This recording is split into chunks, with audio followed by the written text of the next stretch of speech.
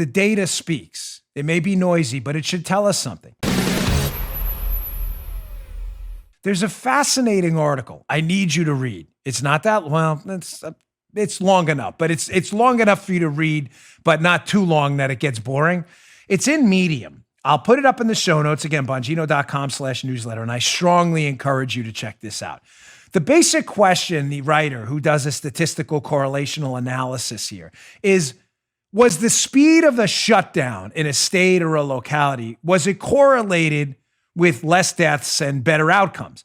The title by, if I'm saying the name wrong, forgive me, Yanan Weiss, Medium, let's visualize state-by-state shutdown effectiveness on COVID-19. He says, subtitle, many are wondering when we should begin to loosen social distancing measures and which one should we loosen first. Without going through the entire piece, you can read it yourself. I want to get to the big takeaways. He does a simple correlation. In other words, can we correlate, not necessarily make a causal inference, but correlate two variables? I don't want to talk down. Many of you have taken statistics courses, you know what I mean. But for those who haven't, you've done other things. You're busy right now. Totally understandable. A lot of things I don't know about, but I took many a statistics course in graduate school. If A happens and B happens, are those variables correlated? Are they moving together? In other words, if we shut it down and there are less deaths, are those two things correlated? Notice I didn't say if we shut it down, did it cause less deaths? Because correlation and causation are not the same thing. The example I give often, but it's important here before we go into the takeaway. Yeah, of course, is the common cold in the winter. The common cold, the winter variable A, the weather, is correlated with an increase in the common cold, prevalence of the common cold. That does not mean cold weather causes the common cold. It doesn't. It's just in the winter, you have drier air. People are indoors more. People touch their noses more because the cold weather causes more mucus secretions. People wipe their nose, they touch their face, and therefore transmit the virus more easily in that environment and by touching their face. It is not the cold weather. Cold weather does not cause the cold. Therefore, cold weather is correlated with the cold. It does not cause it. There's a difference. Those variables move together. Having said that, correlation doesn't mean there's no causation either.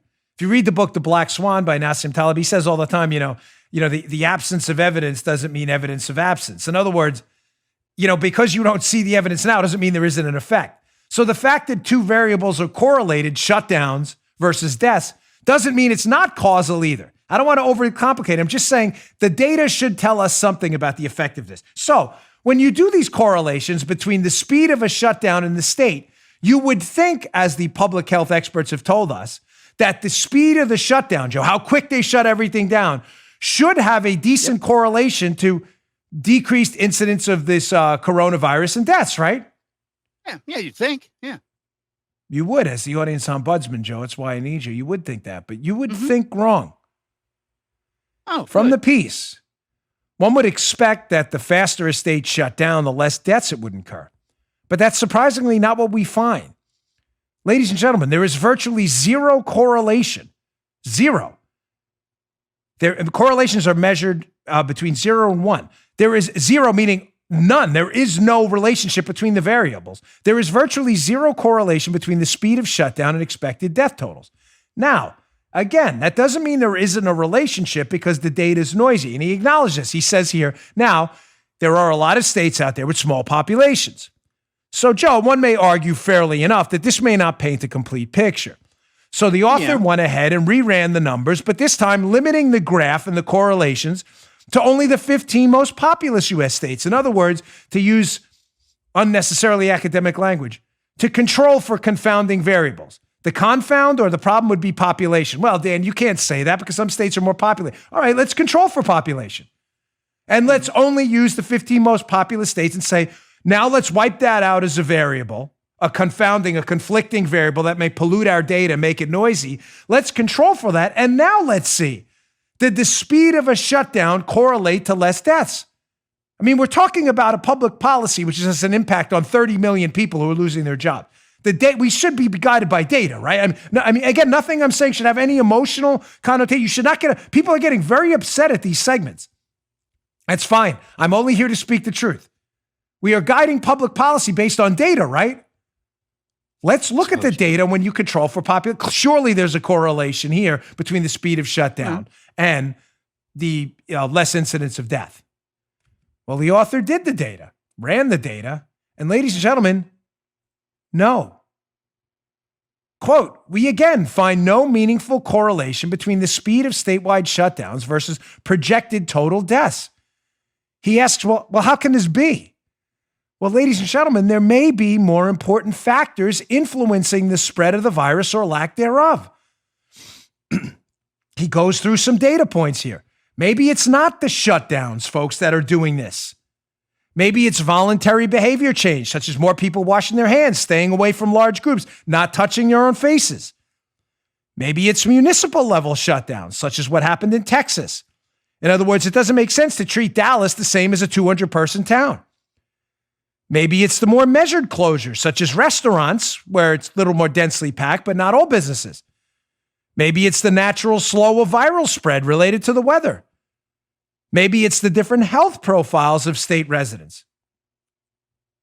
In other words, ladies and gentlemen, and he makes the point later in the piece, I just want to be clear, it's not causal and it's not causal in reverse either. He's not saying the state shutdowns did nothing. He's simply saying, you don't know that was it. Right. Because you get what I'm saying? You don't know the shutdown did it because there's no correlation between shutting it down and less incidence of death.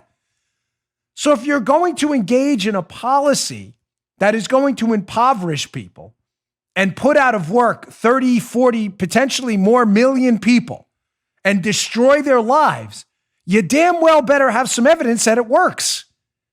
And ladies and gentlemen, we're not really sure it does.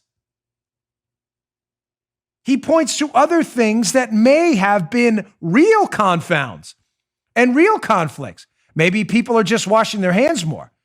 Maybe the fear of the virus, which is serious trouble. For immunocompromised folks, there's a relationship to obesity now too. For people with compromised lung tissue and for older folks, this is deadly serious, deadly serious. But what he's suggesting is maybe the seriousness of it has imposed upon people behaviors that would have happened whether you shut the economy down or not. Folks, we should be guided by data. Just because we're suggesting or someone said there should be a scaled, safe reopening of the economy doesn't mean, oh, screw it, Armageddon, death to everyone, screw the virus, pretend it doesn't exist. Nobody is saying that. No one. We're simply saying that if there are other measures, scaled openings, maybe continued shutdowns for businesses where the risk is high, in areas where there's a less healthy population, there's a large percentage of older folks, maybe that.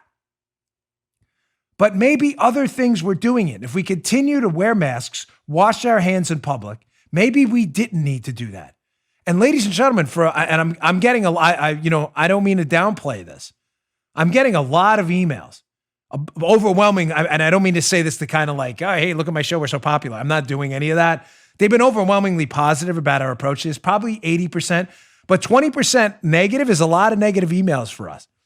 And they're very nice, except for one yesterday I'm convinced was spam, but people are saying this is, it's a crazy idea to open it up. And I'm simply suggesting to you, well, what are you basing that on? Are we basing it on data? Or are we basing it on an impulse? Because these are serious decisions. And I'm not going to change my mind on it unless the data changes my mind. If someone comes out tomorrow with a new study showing a very high correlation, a 0.6, 0.7 between state shutdowns and lower instances of death, it's something I'd be open to. That data's not there. You just heard The Dan Bongino Show. You can also get Dan's podcasts on iTunes or SoundCloud and follow Dan on Twitter 24/7 @DBongino.